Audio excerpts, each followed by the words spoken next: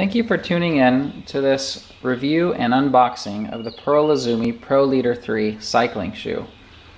We'll be reviewing a size 45 European, and this is the color that I believe Pearl Izumi refers to as electric blue.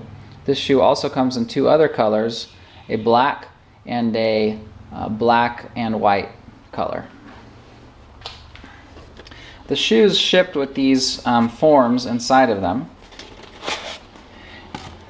They also shipped with different kinds of inserts which can be insert into the insole.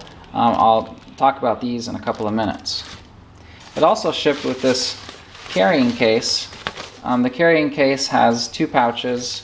It seems like it's pretty good construction, and it has the Pearl Izumi logo emboldened on the front. This shoe has two Boa knobs in the front, obviously. But these Boa knobs are a little bit different than ones that I've seen in the past. Typically, a Boa knob has the ability of ratcheting itself tighter, and then also the ability of coming completely loose by pulling the knob up, and then it just comes completely loose. This Boa knob is a little bit different in that it has a third functionality. So not only can you ratchet it tight, but for the loosening option, you can also ratchet it looser as well. So that is an added functionality compared to other Boa knobs that I've seen. And I kind of like that. That way, if you're in the middle of a ride and you just want it to be a little bit looser, you don't have to completely loosen it and then retighten it. You can just ratchet it a little bit looser if you need.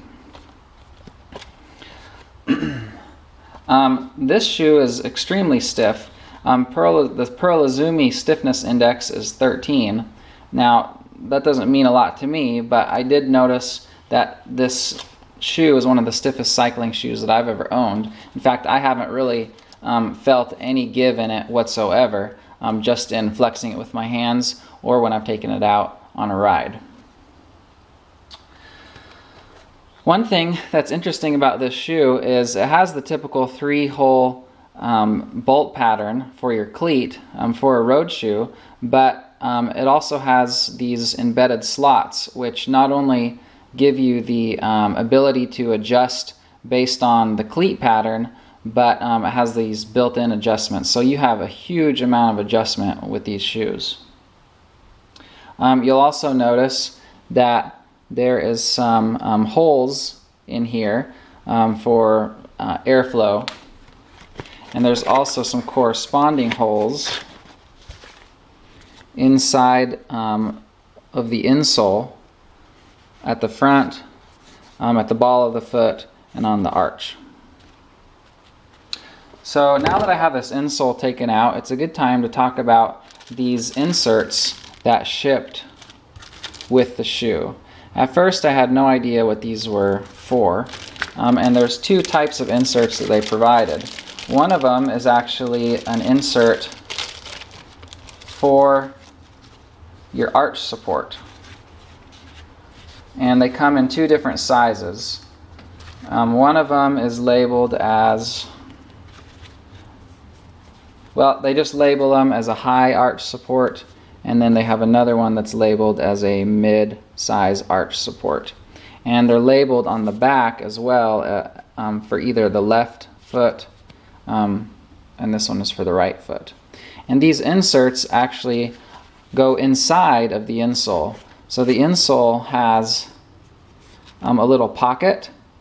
This pocket is for obviously your arch support, and that's where these would go. Now that brings me to the second type of insert that they've provided, and these are inserts for the ball of your foot, and these are much thinner. They have one here that is labeled a 1.5 millimeter thickness, and the gray ones are 3 millimeters of thickness. And of course, again, they tell you which shoe they should go on, either the left or the right shoe. And of course, there is a corresponding pocket in the insole if you want to put that adjustment in there. Now, one thing I noticed about these is they do have for the ball of the foot. They do have some slots in these insoles, and those slots are supposed to align with the cutouts in your insole for the airflow. But I noticed when I shoved these things in, no matter when I shoved it in far enough so that it was properly aligned with the outside here, those holes didn't really line up. Not a big deal, but I thought I would mention it. Okay, this shoe also has a nice heel in the back, and this heel is a replaceable heel. And the way that you replace it is by accessing these Phillips head screws. I don't know if that's showing up in the video. There we go. So if that ever wears down, that's no problem. And that's kind of important because if you're buying a nice performance cycling shoe like this, you like your investment to be able to last, and making these replaceable I think is real important.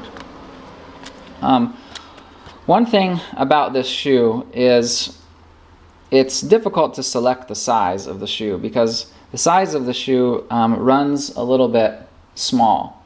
In fact, the Pearl Izumi website specifies that you refer to a size chart, and then it says once you've selected a size from the size chart, go a half a size larger than that.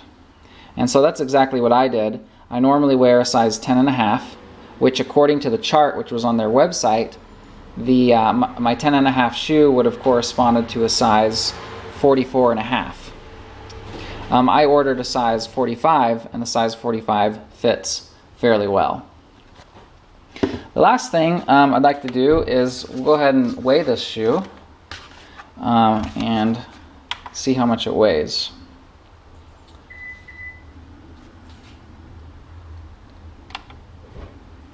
So again, this is a size 45, 243 grams. Of course, that's without the insole.